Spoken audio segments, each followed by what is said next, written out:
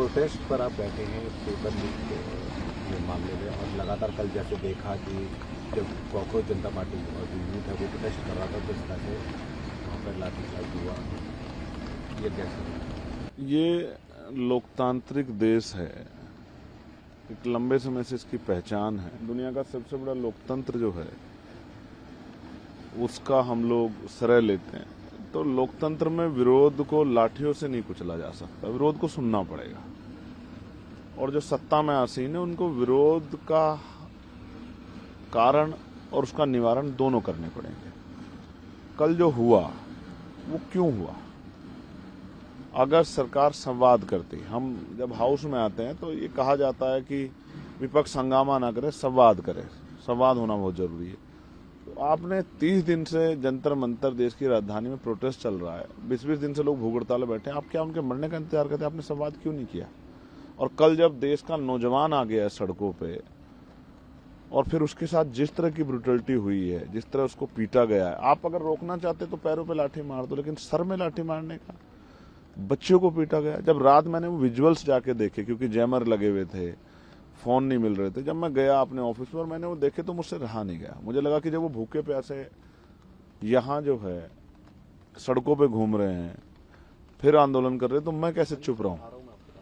इसलिए मैंने तय किया कि मैं अपनी जिम्मेदारी को अदा करूंगा, मिट्टी का कर्ज अदा करूंगा, एक युवा होने का कर्ज अदा करूंगा, और मैं भी बैठूंगा आंदोलन पे। और मैं रात से बैठा हूं, लेकिन कुदरत मेरी बड़ी परीक्षा ले रही है कि बारिश नहीं रुकी रात से, ना रुके बारिश। मैं एक भारतीय युवा हूं, युवाओं का दर्द समझता हूं, और इस मिट्टी को का कर्ज उतारने के लिए, उन युवाओं के साथ खड़े होने के लिए जो आज भी आंदोलन में बैठे हैं, उनको मदद करने के लिए, उनको सपोर्ट करने के लिए यहाँ बैठा हूँ। और सरकार से आग्रह कर रहा हूँ, देश के प्रधानमंत्री से, कि उन नौजवानों को सुने। उनको कुचलने से नहीं, उनको सुनने से, उनकी समस्या का हल करने से नौजवानों में क्षमता पैदा होगी, उनके अंदर जो है आपके प्रति विश्वास पैदा होगा। और आप नोटिस कीजिए, ये 51% आबादी वाला देश है, आप 51% आबादी को इग्नोर करके या उसको कुचल के क्या सीख लेके गए हो? किसी पॉलिटिकल पार्टी के वर्कर नहीं थे, वो युवा थे, पढ़ने वाले स्टूडेंट थे। कल का भविष्य थे, कोई आईएएस बनेगा, कोई आईपीएस बनेगा, कोई वकील बने, कोई जज बने, कोई पत्रकार बने, चित्रकार। क्या तस्वीर बनी उनके मन में लोकतंत्र की, कि वो दिल्ली आए और लाठी डंडे खा के गए। ये तकलीफ दे है।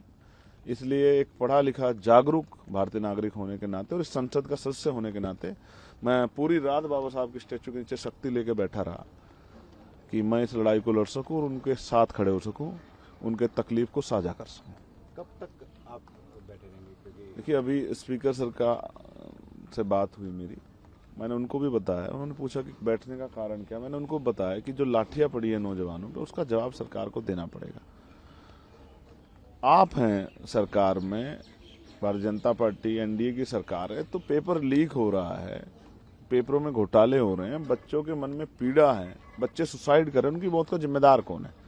किसी को तो जिम्मेदारी लेनी पड़ेगी ना। तो सरकार तय करेगी जिम्मेदारी किसकी है, वो बच्चों पे नहीं आप थोप सकते।